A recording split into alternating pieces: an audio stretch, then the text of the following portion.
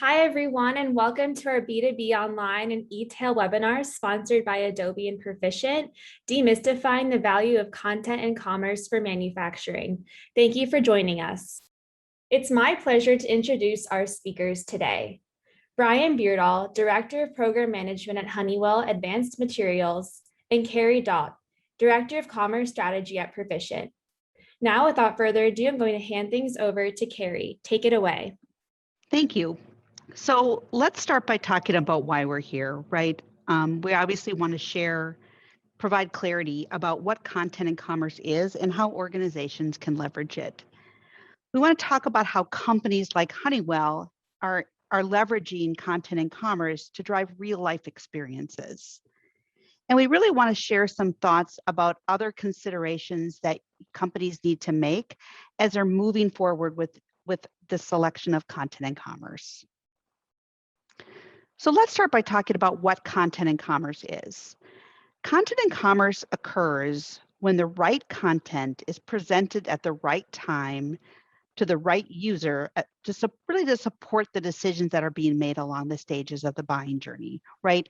You don't want to put the wrong content in front of a user at the wrong time. So as they're moving through the stages of the buying journey, it's very important to understand what the expectations are. So why is content and commerce desirable? Really, as we think about it, historically, we've had a marketing site and we have a commerce site. And those are often separate, right? So we have a marketing team that's running the brand site and they're doing all these marketing activities. And often they're doing it to try to leverage leads and other types of marketing activities. And in often cases, we see commerce sites completely separate. So as we think about how do we bring those together to really drive that content and commerce experience so people that are able to interact on the same site. We really want to talk about how does this help organizations really leverage technology to really leverage best in breed, right? So best in class solutions will allow this content and commerce really allows companies to leverage those best in class solutions. So a best in class CMS and a best in class commerce. And really to provide other means to leverage modern technology approaches. So we think about things like microservices, PaaS and SaaS, and those type of technical advantages that we can leverage as we move forward with this. And then it really supports the business by enabling marketing, right? So marketing can really focus on those content aspects, the information that's really important to drive those lead generations and drive engagement. And then the business, whatever that may be for your organization, can really focus on those commerce activities. But it also lets the business focus on those activities while the developers are able to focus on those front end and back end development activities. So it's really a way to not slow the business down as they look to move forward with the items that they're trying to do. And then we really talk about creating reusable assets, right? A big part of this is let's build widgets and templates and designs that can be leveraged across the organization. So we run into a lot of organizations that have different divisions, and content and commerce allows them to keep that brand consistency throughout because they're leveraging those reusable templates and designs. So let's talk a little bit about the B2B buying journey. So this slide is really showing the different stages of the B2B buying journey. And since we're really talking about B2B, some of the things I want to point out is that you notice that we're leveraging roundabouts, right? So each of these different tracks. And the reason for that is organizations can stay in B2B, especially can stay in a different stage as they move around. They also may go backwards, right? So they may start consideration as an example. I've seen organizations stay in consideration stage for 12 months. And there's a reason for it, right? The complexities of their business, whatever that might be. But as you're thinking about the content and commerce journey, it's really thinking about where does content live and where is commerce really taking over? And those are the really important considerations as we're thinking about this. So Brian, I know that Honeywell spent a lot of time really thinking about the buying journey for your customers as you were looking at leveraging content and commerce. Can you talk about how you use that information as part of your program?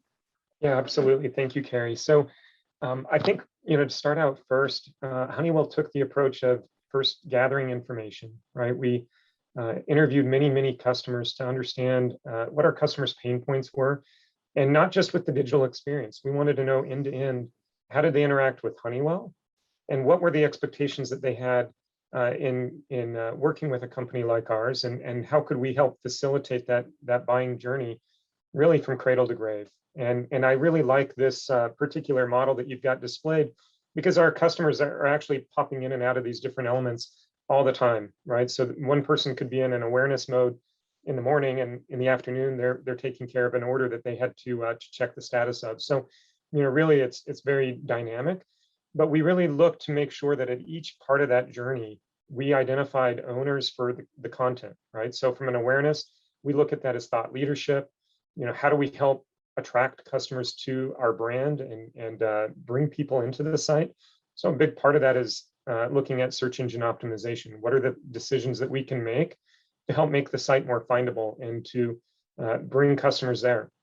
When we talk about the consideration, this is really important in our customer journey, because we found that if we couldn't answer that question quickly and effectively when a customer is trying to make a decision, either is the product suitable for my application, or can I even get it to me? If I buy it today, is it going to get to me in time for my project?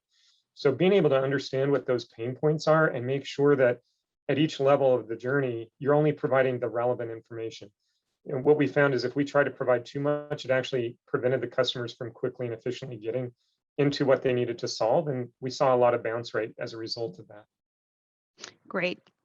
So Brian, I know that personas, you spent a lot of time on personas as well. Can you talk a little bit about how you leverage that persona activity for, really to focus on that B2B journey? Right. So we looked at it a couple of different ways. And one of the things that we looked at from a persona standpoint was, the traditional approach is you might identify a demographic of your customer base who is coming to the website for a particular purpose. And you give that a name and you kind of define out what are the characteristics of that persona. What we found was we were trying to serve really two, almost in some cases, very different audiences, right? We might in one case be serving the end user who's buying our products and using them in the laboratory. And on the other case, we might be dealing with the distributor who's selling them to that end user. And the honest truth is we had both coming to the site for a lot of different reasons. And so the site had to be fit for purpose for all of these different things. So we looked at the cross section of all of the different personas, and we identified where those cross sections were, where we had commonality between what the end user was looking for, what the distributor was looking for, and how do we help serve all of those needs collectively at each stage of that journey.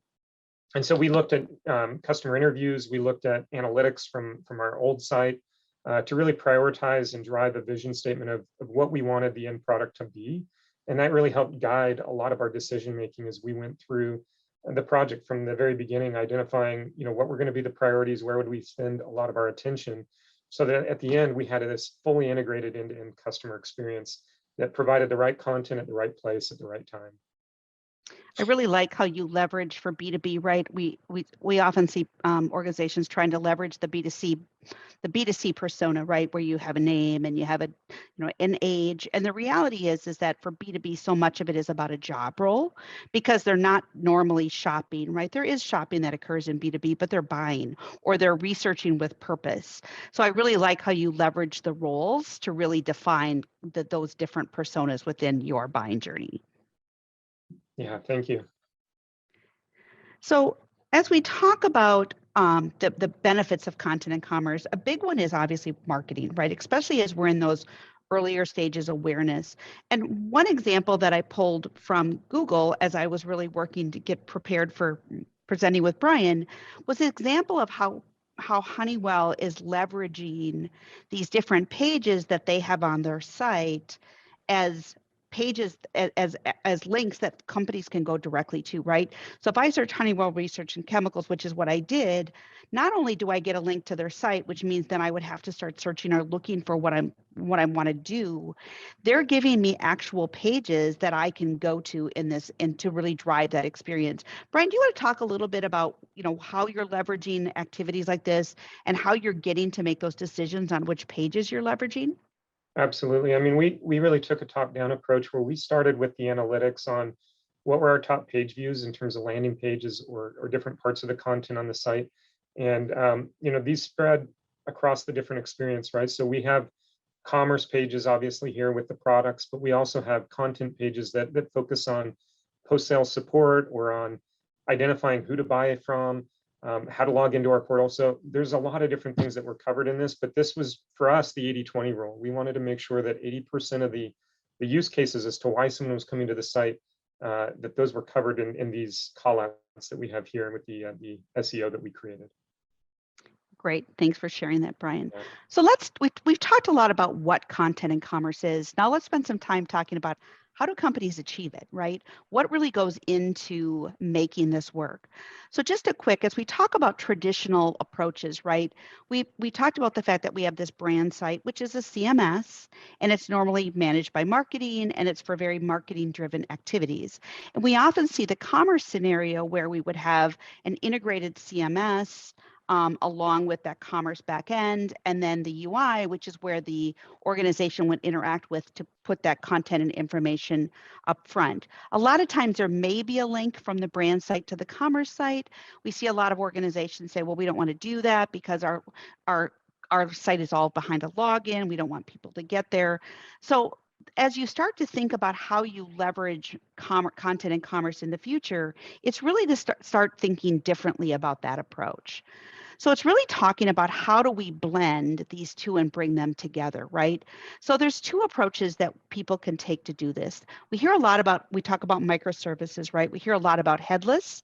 And the reality is that headless is really saying that the commerce engine really sits behind the scenes and that the APIs are used to interact with the UI head, and then present the experience to the user. And so in this scenario, you're really thinking about that the CMS owns the experience and that you're building those fragments in the CMS as opposed to within commerce. And commerce is very important in this situation, but they're really driving the experience from that back end. But you're allowing the marketing and users to really own that front end experience. And another approach option is really thinking about hybrid. And a hybrid approach is really where commerce, you're really leveraging both of the technologies, right? The CMS and the commerce engine to really drive the experience, and that they interact with each other so that APIs are going back and forth, and then you're presenting to the experience. And the reason a hybrid might be a model to leverage is the fact that organizations may have very commerce-driven activities that are all coming from data and information back-end systems. And so in that scenario, you're not going to be interacting with those pages very often. That information is going to really be driven from the data and the content that exists in these back office systems. We talk about the ERP, we talk about PIM, we talk about a DAM, all of those type of resources.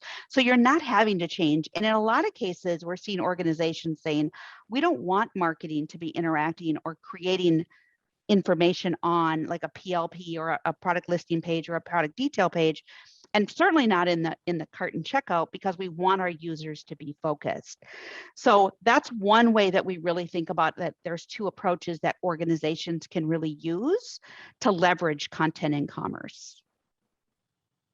So Brian, I know that as you were thinking about content and commerce, we spent a fair amount of time talking about headless versus hybrid. Do you want to talk a little bit about that while we're waiting for the poll to finish up here?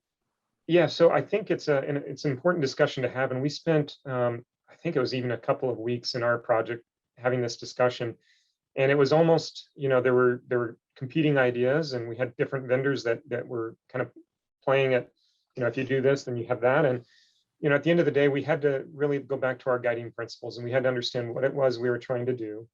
And we took some decisions that had pretty significant consequences in the end that gave us, in my opinion, a much better experience for our customers. And so that really comes down to glass ownership and what part of the experience is going to be owned by which part of the technology.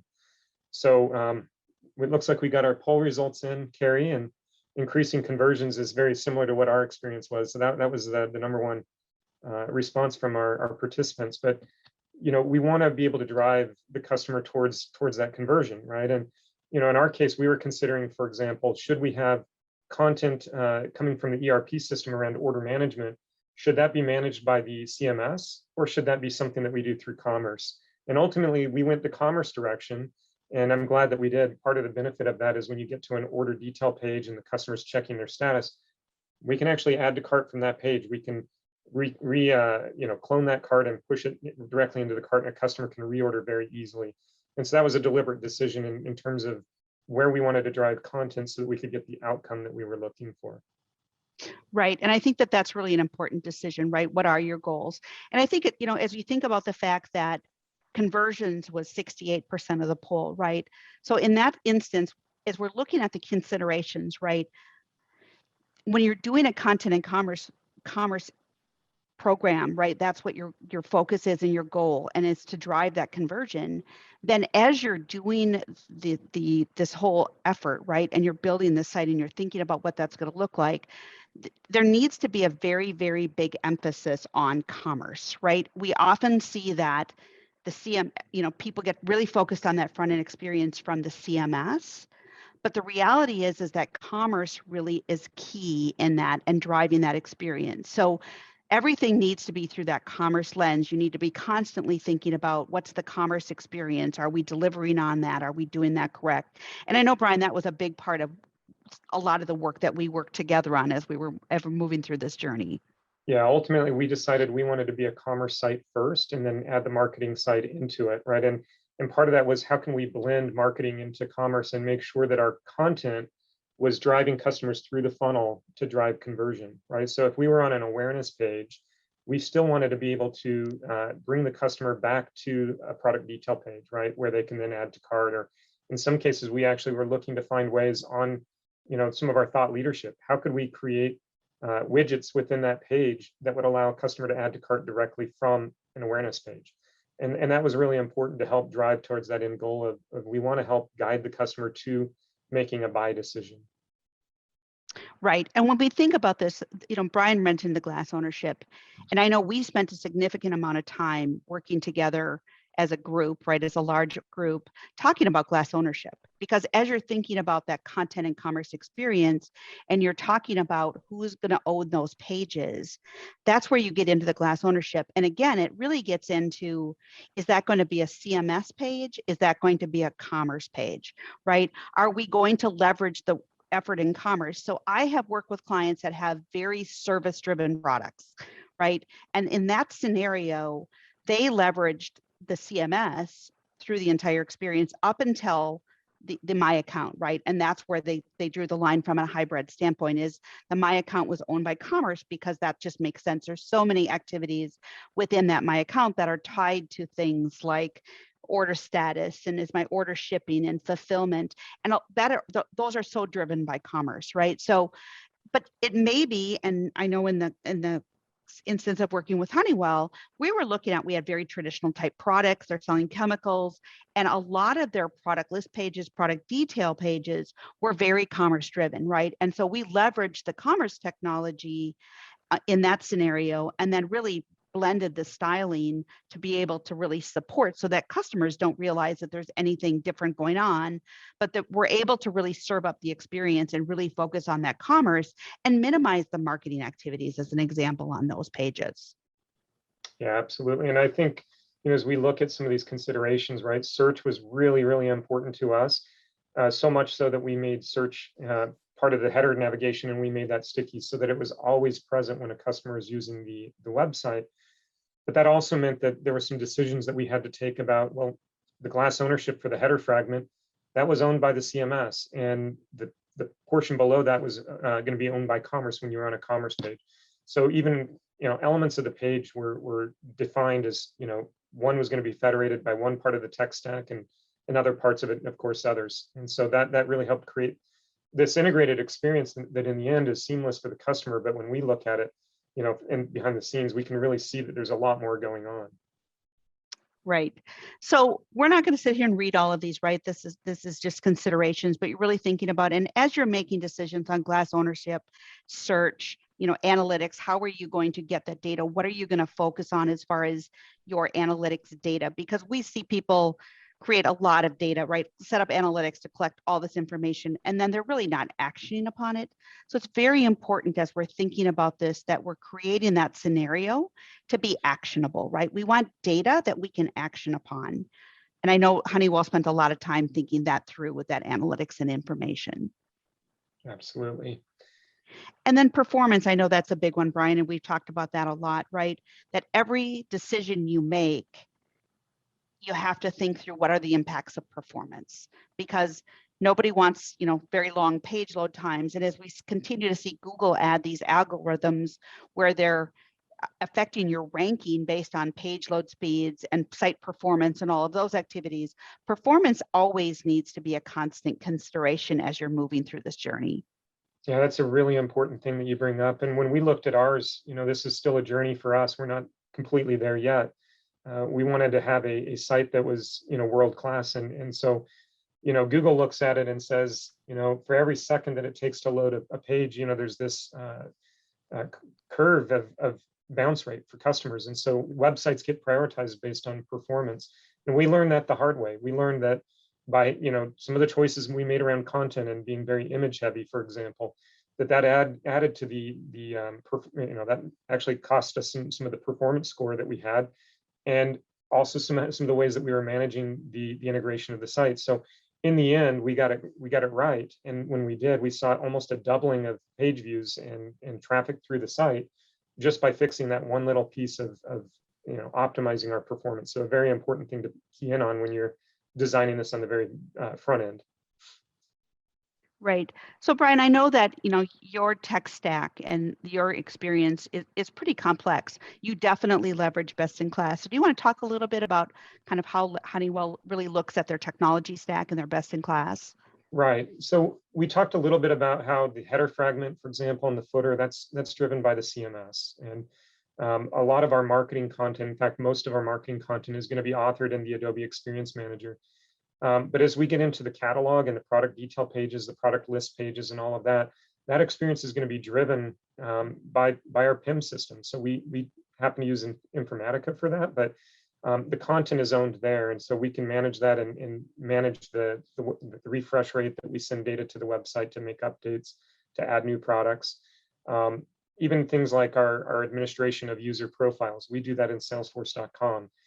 We use Adobe Commerce, of course, for our catalog and our checkout, also for our order management and some of the My Account activities that happen there. Search was a choice that we chose to go third party and use Elasticsearch to provide that experience. But we'll go into search here now and just look at some of the choices we made with search to really optimize that customer experience.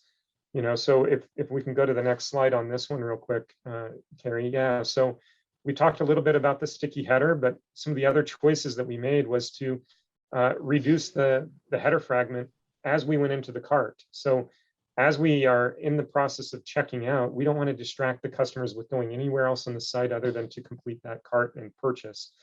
Now, when they are searching, there's lots of different choices that they can make. We default the search to the catalog, and that's important because that was our number one behavior from our customers. But they also have needs to search for some of our thought leadership, we have some technical documents that they can search for as resources. We also have site content. So depending on what the customer is doing, they can scope their search and not be bombarded with search results that are meaningless to them at the time, right? So keep them focused on the intended activity. And then we were also very deliberate in creating some type ahead to ensure that, as customer starts typing, they could select a choice and move on with that and find things that way. So search really was our predominant customer behavior, well above everything else with navigation. And so that became central to the decisions that we were making in our experience. Great. And I know we spent a lot of time on search, right? I know that was another really big discussion and topic because it's important, right? And as navigation is also important, but we're seeing more and more customers leveraging search, right? That's the way they get to the activities and the information they're looking for. Yeah, absolutely. So as we start thinking about, looking at content and commerce, right? We've talked about some of these, so we're not going to spend a lot of time but really thinking about things that are brand pages, right? Homepage, about us, brand, sustainability. Those are definitely content pages, right? Support, as an example, is a mostly a content page. there's other leverages for support, right? There's different types of support. But as you're thinking about that, how do you build those pages to really support what we had shown earlier? Considerations like search, you have to think about a content search versus a product search. Do you want a blended search, right? Do you want to be very focused on product and then give them the option to select content? All of those considerations are really important. And then when you start thinking about your product and your product mix, is it very product heavy? Is it service heavy? Is it unique in the sense that standard commerce is not going to satisfy those needs? Are your information not all coming from back-end systems, as an example? Are they not being presented in the way that you would want to present them? We really think very heavily on those pages in traditional products. If you have physical products and services, but a big portion of your products are physical, then a lot of times those landing page, those, product landing pages, those type of pages, your product detail pages, commerce may be better served to drive those pages, right? And there's advantages to that. And then thinking about obviously your authentication and cart, you don't necessarily want to rebuild everything in the CMS that's already available in commerce. So it's really thinking that through and having a partner. And I know, Brian, we've had a lot of discussions about how important those partners are to help guide you in making the right decisions, that they truly understand the complexity of content and commerce, the integrations that have to happen between those APIs, and how your site is going to function and perform are all really key considerations. Yeah, I think it's important that as you select your partners, that that relationship with the partner, they can help guide you into making the right choices, so you don't end up painting yourself into a corner with some of the choices that you're making. So asking questions about, well, what will the outcome be? What would be the impact to, for example, performance, or how will search work if I do this? Understanding that there's going to be trade-offs with all of the decisions that you're making, but working with that and really learning from best practices and what other clients have struggled with and maybe had to overcome. You can avoid some of those pitfalls up front, having picked the right partner and having them help guide through that experience where they really are the subject matter experts and can really help save you a lot of time and effort. Because if you make the wrong choice, trying to undo that architecture is really painful. So, make those decisions in the planning stage way up front, and understanding, the end from the beginning, how you're going to get there, and working with the partner to do that is really important. We agree. We see that in a lot of different, types of clients and situations. And content and commerce it's not as intuitive as some of the other, if you're leveraging an all-in-one. When you start getting into these APIs, there's lots of things that are happening. There's lots of handoffs that are happening in the back end. So Brian, I know that Honeywell spent a significant amount of time talking about your journey and how you really wanted to do this and get this right. Do you want to talk us through like your journey and this slide and kind of how you think about what you've done? Yeah, absolutely. Thank you. So when we started, we really tried to envision, what do we want to grow up into, right? We knew that we had deficiencies with our existing platform, and we had, things that we knew we wanted to correct. But we really started first with some guiding principles to create a vision statement. And you can kind of see our vision statement here, in just 3 words. We wanted to be simple and intuitive and frictionless. And we identified some benchmarks in the industry, not necessarily from our place where we play, but what we saw as best practices in each of these different areas, right? And so, that really became a theme throughout our project. Is when we came to a question that we needed to solve, were we being simple like Google? And what I mean by that is, I think that's the epitome of simplicity. You have a page with one thing on it, one call to action. It's a search field, but they focus very much on that experience and making search as simple and as easy to use as possible. And then, intuitive. We all have an experience of working with Amazon and knowing how that site can help you make buying decisions in your personal life as a consumer. So really trying to model ourselves after some of the best practices and things that Amazon has done to make their site as effective as it is, and of course frictionless like Apple, right? So we wanted to really embody some of the themes that we saw through these dominant players, and even though they're not in our space, really set our sights to aim at being competitive with them.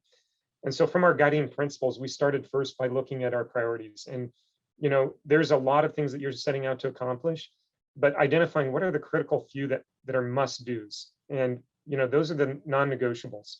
Setting your sights on those for us, looking at performance and search those were really, really important to our journey.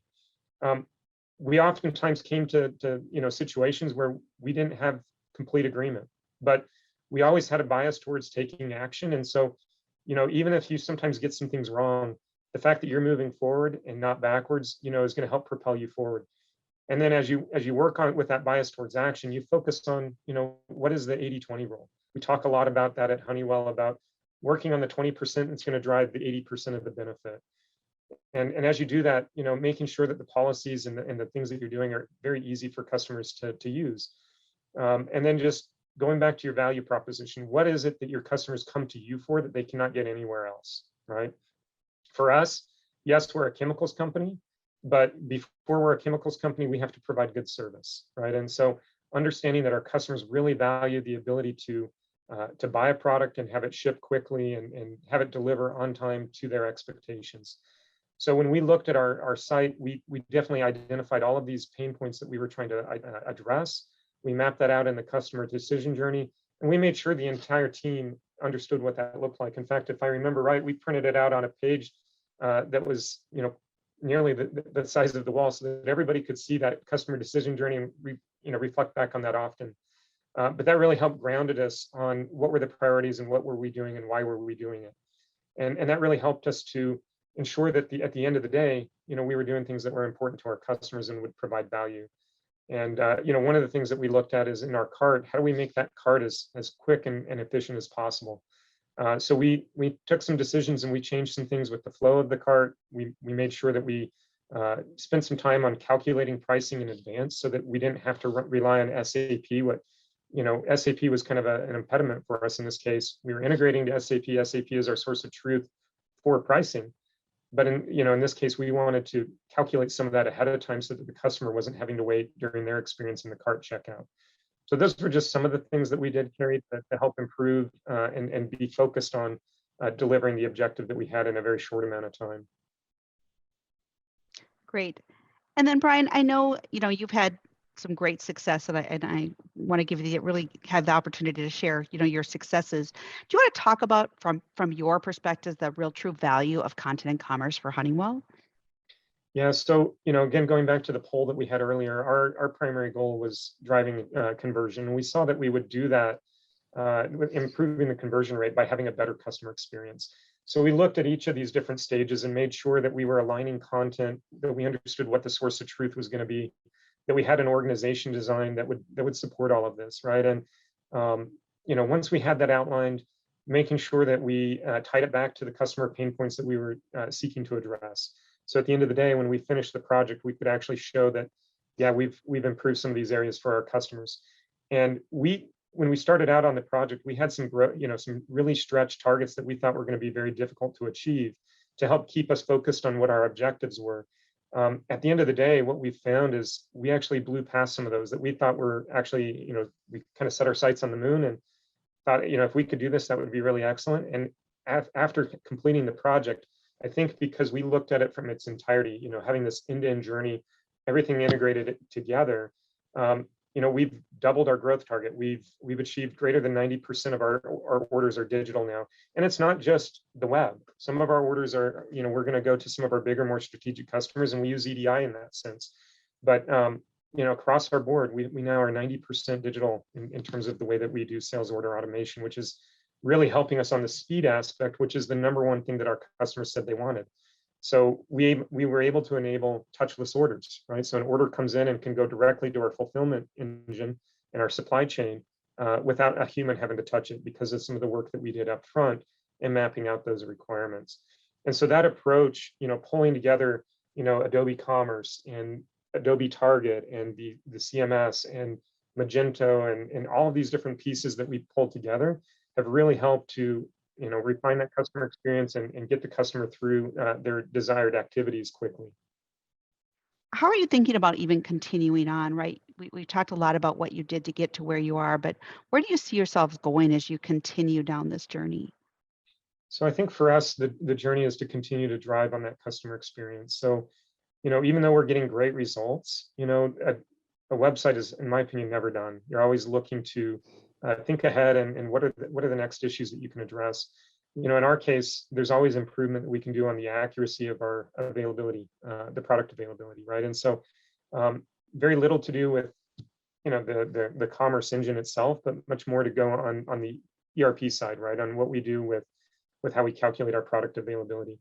The other side of it is, continuing to look ahead and how can we reduce the number of clicks? How can we get our customers where they're going intuitively without having the customer have to search and hunt and go fishing to get to those things that they're needing to get done. Great. So let's look at the poll data. So we asked the question of what point are you at in your digital maturity that you've started considering content and commerce? So 44% are saying, yes, we're digitally mature and looking at content and commerce to improve customer experience. We've got 33% saying yes, but we have organizational considerations that are an obstacle. Mm-hmm. And yes, 22% are saying yes, but we don't know where to start. Brian, because you've gone through this, right, and Honeywell has gone through this, do you want to share some insights on some of these poll questions results? Yeah. So I know, our journey, we're not there yet either. We look at the organization and, I think initially, a company has to decide for themselves, are they going to be commerce centric and really put that at the center of the universe for their business? When they do that, I think it really enables everybody to look at it through the lens of the customer. And, even, parts of the organization that have nothing to do, per se with the website, they have content that actually does flow through the website and that integrated experience. So, helping the supply chain, for example, understand what actions they need to take to help provide, to that customer journey. And just really going through from an organization standpoint, defining roles and responsibilities and knowing what the outcomes are that you're trying to get to drive home that end-to-end customer experience. I think, like we said before, we're looking for a good digital experience, but we also want to have a good human experience. And so through that journey, knowing where do you need to have an off-ramp to get customers to somebody and the right person, by the way, so that they can quickly get their questions answered and be able to continue on with whatever it is that they're working on in their day. Yeah, and we often think about organizations as you talk about, like, where do I start, right? Mm-hmm. Brian, how did you start on your journey for content and commerce, right? How did you get started on thinking like this needs to be a reality for us? Well, we understood, that, in order to grow as a business, the website really needed to be an enabler. And, as you look at the data, at least in our case, what we found was customers, even of our distributors, were coming to our website to make buy decisions. So knowing how important that was to driving commerce, that we were really agnostic as to where the customer converted, as long as we could help drive them to that buy decision. It really helped us to define what it was that we were trying to do and accomplish, and really prioritize the types of content and how we presented that to the customer. And there'll be more work to do in the future, but that really guides some of the key decisions and where you might want to invest in creating some customization, for example, right? So there might be out of the box for 80% of it, but what are the things that are unique for your business that need to be carved out and done separately? Yeah, I think as you think about getting started too, for some people, it's I need to build a business case. I need to help my organization understand why this is important. And I think that, again, those are things that a good partner can help with as well, right? To help justify the cost and the investment and the time.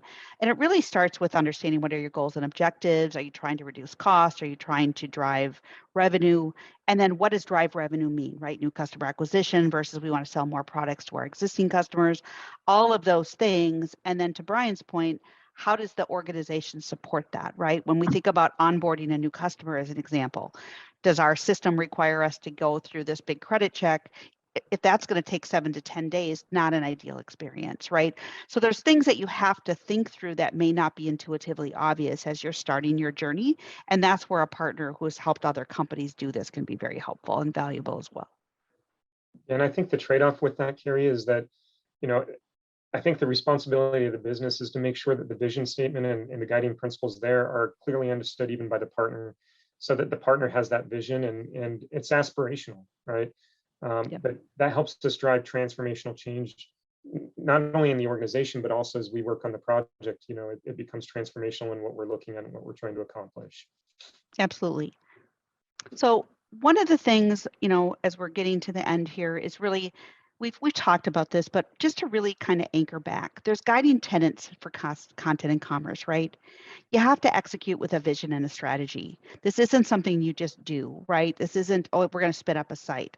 There are a lot of considerations. There's a lot of organizational things that need to be considered. And you need to align your experience through the commerce lens, right? The whole purpose of this is to drive commerce, to drive sales and engagement and conversions.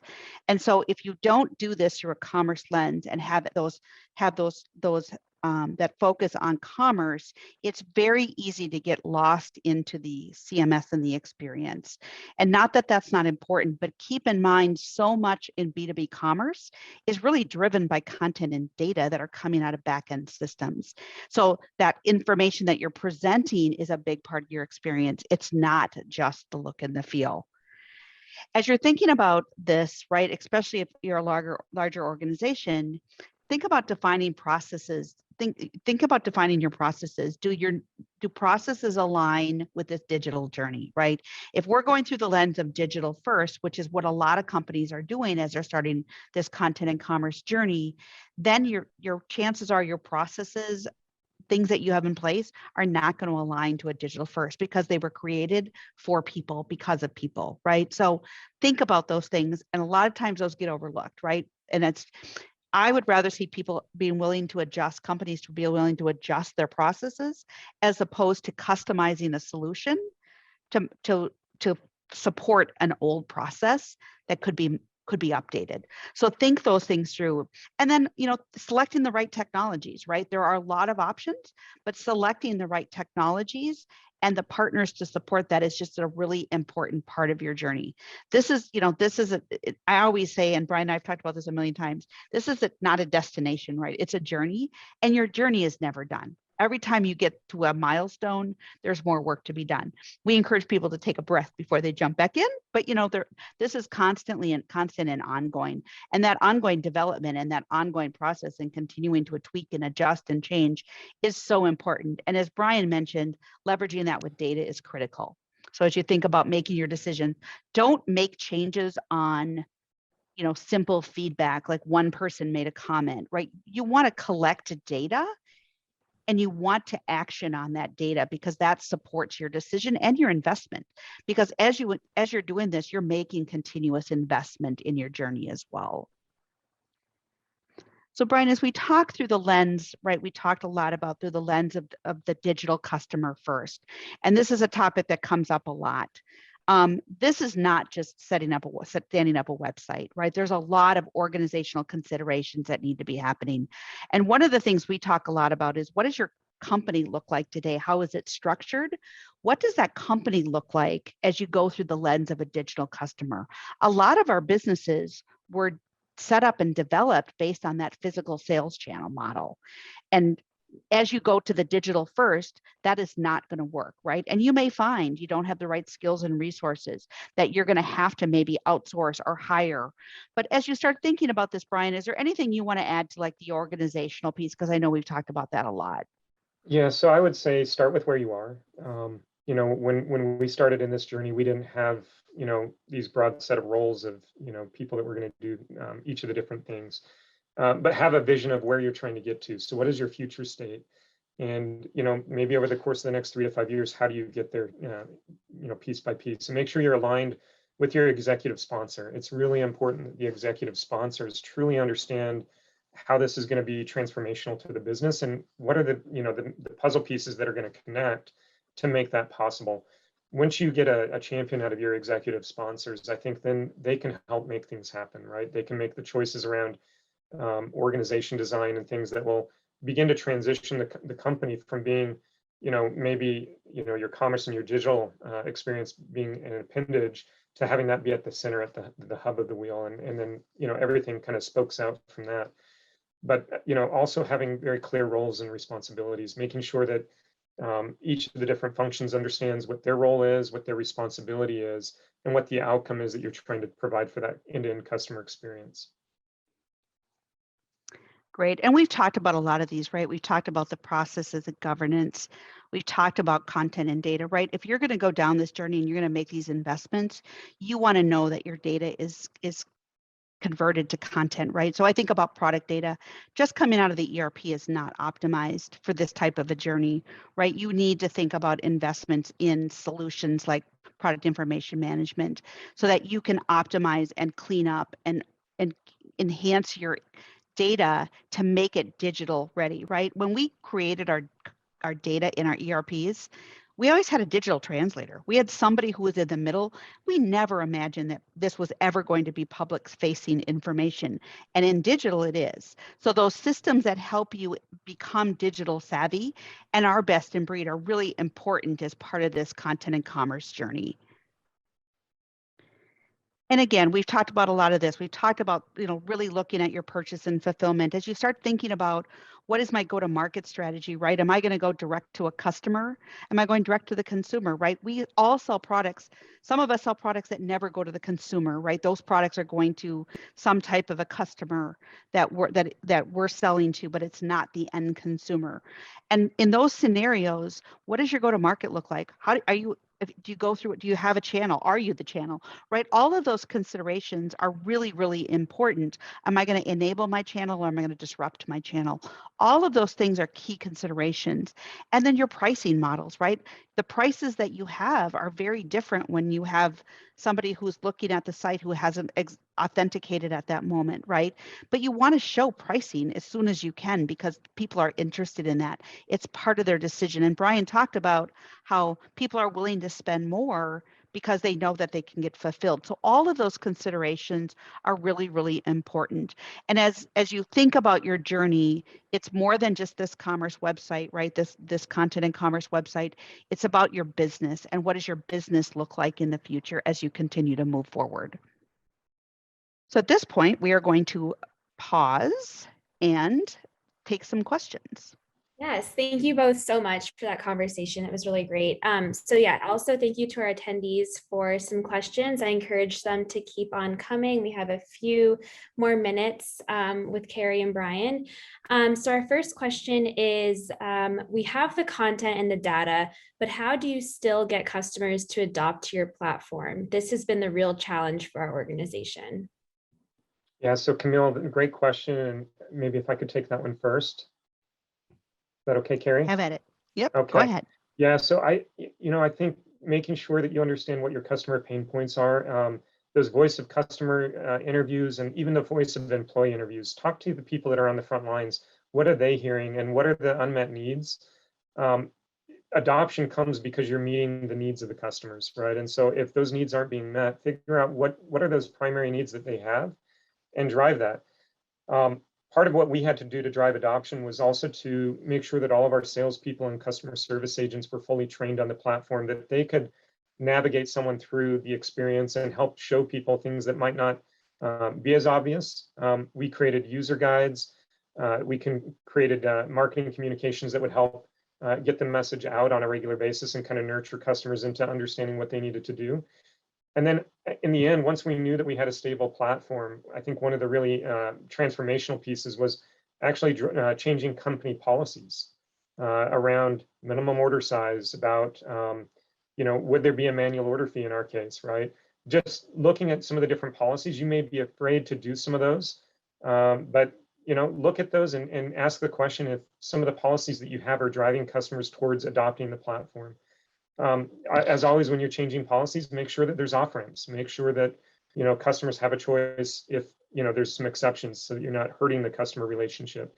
What we found was customers maybe were a little bit reluctant to give it a try, but once they did, they found that their needs were met, and they actually found, by using commerce, they had less issues with pricing, that their orders got fulfilled quicker, and the benefits of that actually outweighed some of the things that they thought were going to be a barrier for them to adopt the technology.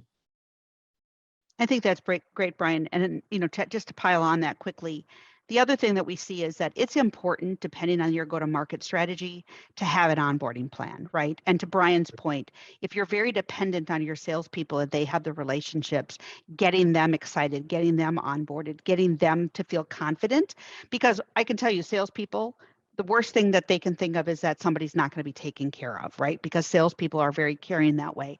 So making them confident in what you're doing and listening to them. And to Brian's point, voice of the employee, right? Before you even go down this, getting the voice of your employees who have these interactions with your customers are really important. But we work with a lot of companies on building those onboarding plans, right? What is it going to look like? What are our goals? How does this align to our goals? And then how do we really convince and sell? What are some of the functionality that we're adding that people have asked for that we can create like a guide or something on that we can show people?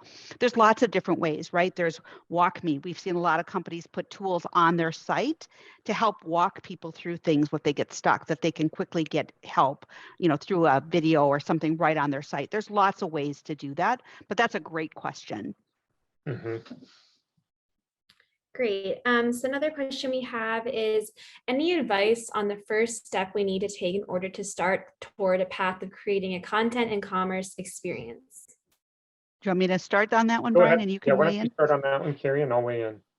Yeah, we obviously work with lots of different companies as a partner. And I think that finding an organization who's very fluent and well informed on content and commerce, because the technology piece itself is complicated, right? But really getting prepped for it is equally. So having a partner that you can rely on that's been there, done that, has experience, is going to guide you along that way. Help you even build a business case, right? Help you define your success metrics that you can take back to your organization. Some companies are set to do that, right? They're very confident in their ability to do that. But often outside organizations have the advantage of having all of these different companies that they've worked with that they can bring that guidance and learning from. So I think there's a lot of value in that partner relationship. And that partner also can help you through that whole building a business case. And if you're picking the right ones, all the way through the launch and then the continuation of your journey on ongoing development and continue to expand. So I believe that the partner is very, very critical and important in a content and commerce journey. Yeah, so what I would add to that is, I think the final two slides that you covered, Carrie, at the end of the presentation, where we talked about some of the business readiness aspects. If we go through some of those business readiness and we take an honest survey of where we are today and where we want to get to, we'll identify the gaps and the things that we need to fix. But start with where you are and where you have gaps. I think that's a good place to, look outside. If you don't have the skills or you don't have the resources, can those be rented? Can those be purchased, through partners or through other relationships, so that you can grow into the experience that you're trying to create? And over time, if you're successful with what you're building, you'll be able to go back and continue to justify that, or they'll pay for themselves with the growth that you're generating through the additional conversions. But I think starting with that and going through the roles and responsibilities really helps map out organizationally, start to finish, what are you going to go through in this experience, and what are going to be the things that you need to set as, parallel path projects to work on while you're building the front end. I think that's a really good point, Brian. And I assume the deck is going to be available that we presented, for people who attended or for people who weren't able to attend but registered. Use it as a resource, right? Those last 2 pages that we presented were considerations. Those organizational considerations are really, really important, right? You don't have to do them all up front. Some of them you can do along your way, right? And some of those decisions you're making as you go, and they're part of your journey, right? You don't stop doing things because you're not 100% ready. To Brian's point, right? It's the 80-20. What can we do with what we have available today is really important. So if there's any other questions. I think we have time for just one last one. It is, do you have any advice on how to broach the subject of content and commerce with my internal teams without scaring them off based on the potential cost? Great question. Yeah, so I think on that one, I keep going back to this roles and responsibilities, helping people understand very specifically what is the thing that they need to do today, or what can they do in their organization, and creating a process and some governance around that, and making sure that we do that. But again, just don't be scared by the unknown. Chart your path forward, and you'll pick it up along the way. It's not as scary as it looks. Yeah, and I think, and to Brian's point, right, if you really look at how much if you really evaluate how much money you're spending on a content site, right, I've seen lots of different companies go down that path of content, and I know how much it costs, how much they're investing, right? Same with commerce. When you look at what those are separately, it's pretty easy to cost justify when you start looking at that, because the reality is bringing those experiences together, chances are you're already spending a pretty significant amount of money into what you have. And this is really a modern experience. And because when you bring your commerce with your together with your content, you're now talking about driving revenue, right? So you're able to really tie, it's not just a cost investment like a straight brand site, right? Now you're bringing those together and you're able to really drive revenue, which is what this is all about, right? All of us are in business to sell products or services. And so that's where commerce comes from. So if you think about your commerce organization, the goal here is just it's another way to sell products to customers. It's a new way to acquire new, right? And you may not start with new customer acquisition, but you may move into that, adding things like guest checkout onto your site as an example. But the whole blended experience is really not as cost prohibitive as people think when they look at what they're already investing.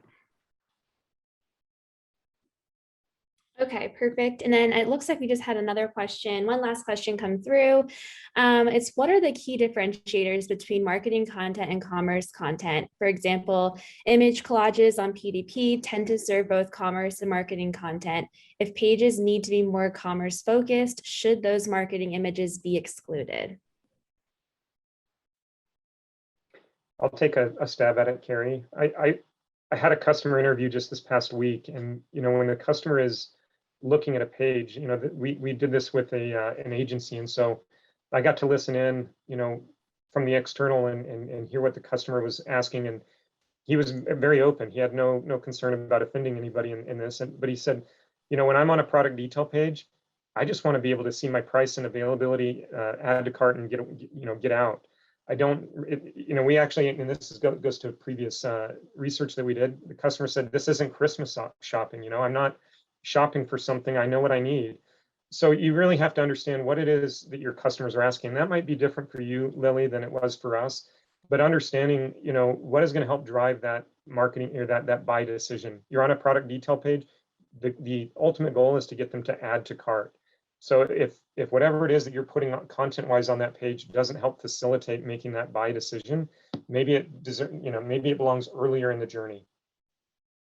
Yeah, and to weigh into that, when you get to the PDP, if you think about what